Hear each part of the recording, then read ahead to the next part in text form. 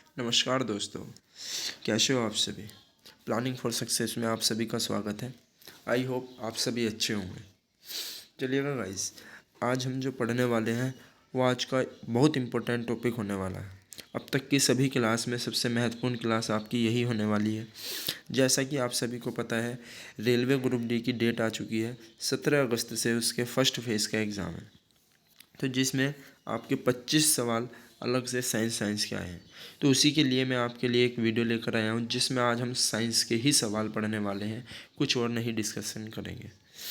तो चलिएगा, आज की क्लास बहुत इंपॉर्टेंट और शानदार तरीके से मैं आपके लिए लाया हूँ। तो प्लीज़ इस क्लास को कोई मिस ना करें, एंड तक ज़रूर देखें। और जिसने अभी तक इस चैनल को सब्सक्राइब नहीं किया है तो प्लानिंग फॉर सक्सेस के नाम पर चैनल पर जाके सभी वीडियो देखें और चैनल को सब्सक्राइब करें और वीडियो को ज़्यादा से ज़्यादा शेयर करें। चलिएगा गाइस, आज सबसे पहले फर्स्ट क्वेश्चन की बात करते हैं। इसमें दे रखा है, निम्न में से सबसे कमज़ोर बल कौन सा है। तो ये आपसे पूछ रहा है निम्न में से सबसे कमज़ोर बल कौन सा है। आपके सामने ऑप्शन है नाभिकीय बल, विद्युत चुंबकीय बल, गुरुत्वाकर्षण बल और वंडरवाल बल। तो आंसर लगेगा इसका क्या, गुरुत्वाकर्षण बल। तो सबसे कमज़ोर बल कौन सा है इसमें से, गुरुत्वाकर्षण बल, ग्रेविटेशनल फोर्स आपका क्या है, सबसे कमज़ोर बल है। और अगर आपसे पूछ ले सबसे मजबूत बल कौन सा है, तो नाभिकीय बल जो है वो आपका सबसे मजबूत बल है। ये भी आपको नोट करके चलना है। और अगर आपसे पूछता है कि छिपकली जो है दीवार पर किसके कारण चिपकती है, तो वो आपकी क्या लगेगा, वंडरवॉल बल। ऑप्शन नंबर 4, जिसमें आपका क्या दे रखा है, अगर आपसे पूछ ले कि छिपकली इसी के कारण दीवार पर चिपकती है, किसके कारण, वंडरवॉल बल। और इसका आंसर लगेगा गुरुत्वाकर्षण बल। चलिएगा नेक्स्ट क्वेश्चन देखते हैं।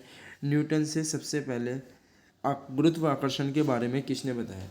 देखिएगा, गुरुत्वाकर्षण की खोज जो वैसे न्यूटन ने की है, बट उसी से पहले किसी एक व्यक्ति ने गुरुत्वाकर्षण के बारे में बताया था। तो वे कौन व्यक्ति हैं, कणाद, ब्रह्मगुप्त, महावीर या इनमें से कोई नहीं। तो आंसर लगेगा ब्रह्मगुप्त। तो सेकंड ऑप्शन आपका क्या है, इसका आंसर लगने वाला है ब्रह्मगुप्त, इसका आंसर लगेगा। अगर आपसे पूछ ले कणाद ने किसके बारे में बताया था, तो परमाणु के बारे में किसने बताया है, कणाद ने बताया है। और महावीर ने किसके बारे में बताया, एलसीएम के बारे में बताया, जो आप मैथ में पढ़ते हो, एलसीएम लेस है। चलिएगा नेक्स्ट क्वेश्चन देखते हैं। जड़त्व का नियम न्यूटन के किस नियम पर आधारित है। तो देखिएगा, बहुत इंपॉर्टेंट क्वेश्चन है, यहाँ से एक क्वेश्चन जरूर बनता है न्यूटन के नियम से। तो इससे अगर आपसे पूछ ले जड़त्व का नियम, तो कई बार पेपर में पूछा गया है। आंसर लगेगा न्यूटन का प्रथम नियम। तो चलिएगा, न्यूटन का प्रथम नियम क्या है, इसका आंसर है जड़त्व का नियम। किस नियम पर आधारित है, न्यूटन के प्रथम नियम पर। चलिए नेक्स्ट देखते हैं, वस्तु का भार सबसे कम कहाँ होता है। तो सबसे कम आपसे पूछना चाह रहा है वो कि वस्तु का भार सबसे कम कहाँ होता है। तो आंसर लगेगा चंद्रमा पर। चंद्रमा पर कितना होता है, 1/6। तो आपसे अगर पूछ ले कि सबसे कम भार कहाँ पर होता है, तो चंद्रमा पर। और अगर आपसे पूछ ले सूर्य पर, तो सूर्य पर आपका 200 गुना ज़्यादा होता है। सबसे ज़्यादा अगर आपसे भार पूछ ले वो कहाँ पर होता है, सूर्य पर, और सबसे कम चंद्रमा। चलिएगा नेक्स्ट देखते हैं। न्यूटन ने गुरुत्वाकर्षण की खोज का वर्णन कब किया है, ये आपसे पूछना चाह रहा है। तो वो कब किया है, 1687 में आपका क्या है, गुरुत्वाकर्षण के की खोज का वर्णन किया है। चलिएगा नेक्स्ट देखिएगा, बायोलॉजी का क्वेश्चन है, और विटामिन से एक क्वेश्चन आपका ज़रूर ही बनता है। ऐसा कोई एग्ज़ाम नहीं जहाँ से विटामिन से क्वेश्चन आता हो। तो इसलिए बच्चों, ये बहुत बेहतरीन क्लास होने वाली है आज की। तो इसलिए कोई भी इसको छोड़े ना, बिल्कुल पूरी वीडियो आपको देखनी है। तो बताइएगा बच्चों, केला किस विटामिन का अच्छा स्रोत है। ऑप्शन है vitamin A, vitamin B, vitamin C और विटामिन ई। तो अगर आपसे पूछ ले केला सबसे प्रमुख स्रोत किसका है, तो विटामिन बी का क्या है, आपका सबसे अच्छा स्रोत कौन सा है, विटामिन बी। तो अगर आपसे पूछ ले विटामिन ए का रासायनिक नाम, रेटिनॉल, या आपको कॉपी पे रोक नोट करना है, कमी से रोग, रतौंधी। विटामिन बी का रासायनिक नाम, केमिकल नेम क्या है, थायमिन। विटामिन बी की कमी से रोग, बेरी। विटामिन सी का अगर आपसे पूछ ले रासायनिक नाम, तो एस्कॉर्बिक अम्ल। और कमी से रोग, रिकेटस बोल रहा हूँ, स्कर्वी, जो मसूड़ों से खून का आना। और विटामिन ई का अगर आपसे रासायनिक नाम पूछ ले, तो टेकोफेरोल, ठीक है ना। और कमी से रोग होता है जनन क्षमता में कमी। चलिएगा नेक्स्ट देखते हैं, किस विटामिन की कमी से हड्डियाँ कमज़ोर पड़ जाती हैं। तो आपसे पूछ रहा है किस विटामिन की कमी से हड्डियाँ कमज़ोर पड़ जाती हैं। तो आंसर लगेगा विटामिन डी, क्योंकि विटामिन डी की कमी से ही एक रोग होता है ऑस्ट्रियोमलेशिया। और विटामिन डी का आपका प्रमुख स्रोत क्या है, किससे मिलता है आपका विटामिन डी, तो सूर्य के प्रकाश से कौन सा मिलता है, विटामिन डी मिलता है। ये आपको याद रखना है, ठीक। और इसकी कमी से जो रोग होता है वो कौन सा होता है, रिकेटस। रिकेटस मीन्स सूखा रोग। चलिएगा, तो देखो बहुत इंपॉर्टेंट क्लास होगी आज की ये, तो इसलिए कोई भी ना छोड़े, सभी को इस वीडियो को ज़्यादा से ज़्यादा शेयर करें। चलेगा, नेक्स्ट देखते हैं आरबीसी का जीवन काल कितना होता है। तो आरबीसी रेड ब्लड कॉर्पसेस, ये आपसे पूछ रहा है कि इसका जीवन काल कितना होता है, तो इसका होता है 20 से 120 दिन आपका क्या होता है, आरबीसी का जीवन काल होता है। ये आपको नोट करना है। चलेगा, नेक्स्ट देखते हैं अगला सवाल। छोटी आंत से निकलने वाले रस की प्रकृति कैसी होती है। तो जो छोटी आंत होती है जिसमें हमारा भोजन का पूर्ण पाचन होता है, तो अगर आपसे पूछ ले कि भोजन का पूर्ण पाचन व अवशोषण कहाँ पर होता है, तो छोटी आंत में होता है। तो इसमें पूछ रहा है उसका जो आंतरिक रस निकलता है, ठीक है ना, वो कैसा होता है। तो ऑप्शन है आपके अम्लीय, क्षारीय, बोथ ए एंड बी या नॉन ऑफ दीज। तो आंसर लगेगा इसका क्षारीय। तो इसकी प्रकृति कैसी होती है, क्षारीय होती है। तो एसिड और बेस की भी वीडियो में बहुत जल्द लाने वाला हूँ, तो जिसमें क्या होता है, 7 से जो कम होते हैं उनका, जिसका पीएच मान 7 से कम हो वो कैसे होते हैं, अम्लीय प्रकृति के होते हैं।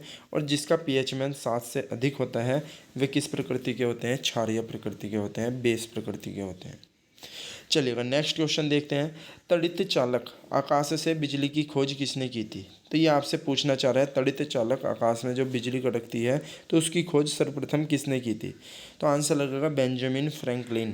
तो किसने की थी, बेंजामिन फ्रैंकलिन। ये आपको नोट करना है, इंपॉर्टेंट सवाल बन जाएगा यहाँ से। एक तो आपसे पूछते हैं इन्वेंटर। तो बच्चों ज़्यादा से ज़्यादा वीडियो को शेयर करें, ठीक। जिसने अभी तक चैनल को सब्सक्राइब नहीं किया, चैनल को सब्सक्राइब जरूर कर लें। चलेगा, नेक्स्ट देखते हैं किसकी आरबीसी में केंद्रक नहीं पाया जाता। तो ये आपसे पूछ रहा है किसकी आरबीसी में केंद्रक नहीं पाया जाता। तो ऊंट, लावा, मनुष्य, कुत्ते। तो किसकी आरबीसी में नहीं पाया जाता है, तो मनुष्य की आरबीसी में नहीं पाया जाता है। और अभी हमने आरबीसी का जीवन काल भी पढ़ा है, कितना होता है, 20 से 120 दिन। चलिएगा, नेक्स्ट देखते हैं दांत का कौन सा भाग। देखिएगा, बहुत बहुत ज़्यादा इंपॉर्टेंट क्वेश्चन। दांत का कौन सा भाग बच्चों के दांत में नहीं पाया जाता है। तो सबसे पहले अगर हम बात करते हैं दांत जो होते हैं, टीथ जो होते हैं, स्टडी ऑफ टीथ क्या कहलाता है, तो ओडेंटोलॉजी आपका क्या होता है, स्टडी ऑफ टीथ।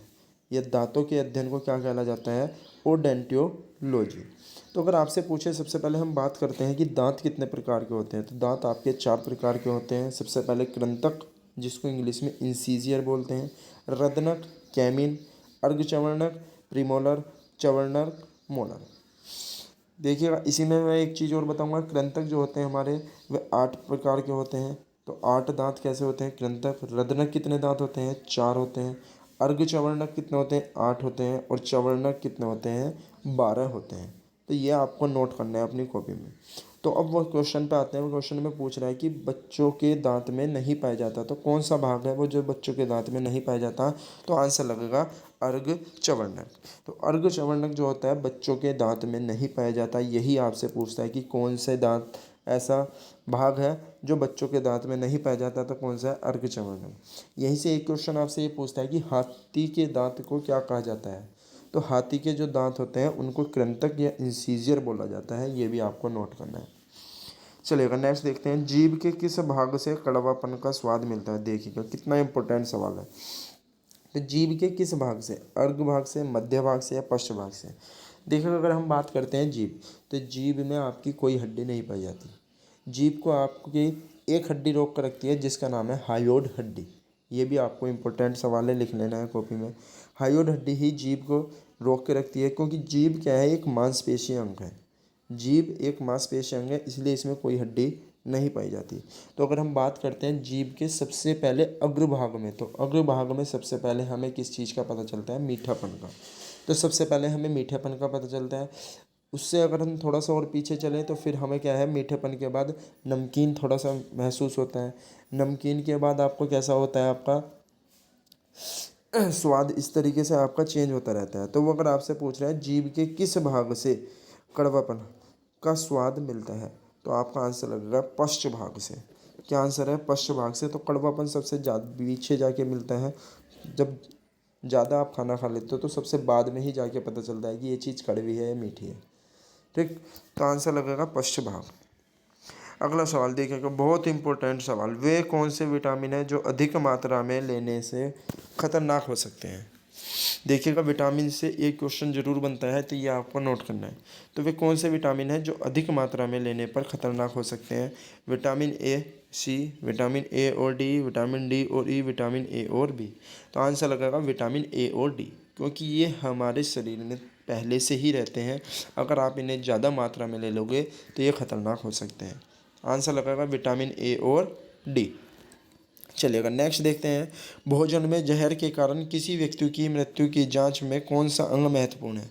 देखिएगा अगर कोई व्यक्ति जहर खा लेता है तो उस व्यक्ति जब मृत्यु हो जाती है तो उसके शरीर का ऐसा कौन सा अंग जांच किया जाता है जिससे पता चलता है कि हाँ भाई इसने जहर खाया है।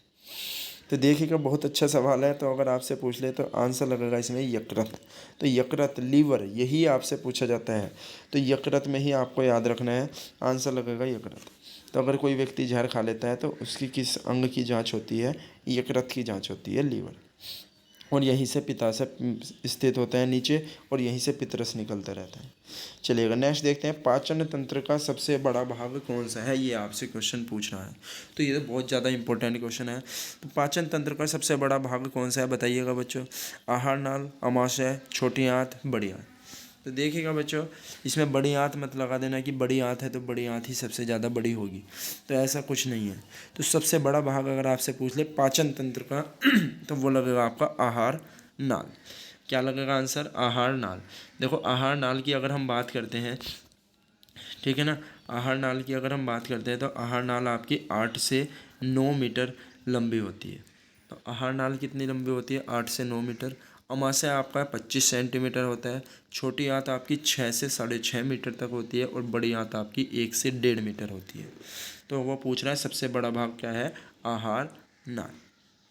चलिएगा नेक्स्ट देखते हैं, निम्न में से किस धातु में अमलगम नहीं बनता है। तो अमलगम पूछ रहा है आपसे, किस धातु में अमलगम नहीं बनता है, तो लोहा में। तो लोहा ही ऐसी ये धातु है जिससे अमलगम नहीं बनता है।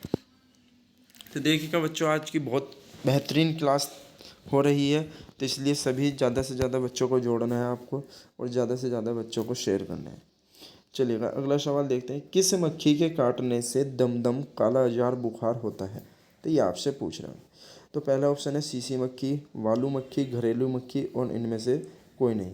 तो देखिएगा ये कौन सी मक्खी है जिसके काटने से दम, काला जार, बुखार होता है। तो आंसर लगेगा वालू मक्खी, ऑप्शन बी। तो वालू मक्खी की ही काटने से क्या होता है, दम दम बुखार होता है, ये आपसे पूछता है। और आपकी जो निद्रा रोग होता है, जो नींद आती है, वो किस मक्खी के कारण है, सीसी मक्खी। तो किस में है, सीसी मक्खी। चलिएगा नेक्स्ट देखते हैं, दैनिक ऊर्जा का सर्वोत्तम स्रोत क्या है।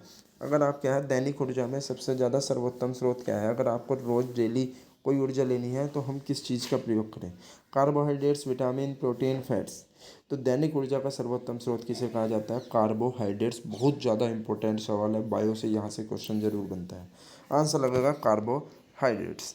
चलिएगा इसी तरीके से आज का लास्ट सवाल हम देखते हैं, किसी वस्तु का भार उस समय न्यूनतम होता है जब उसे रखते हैं।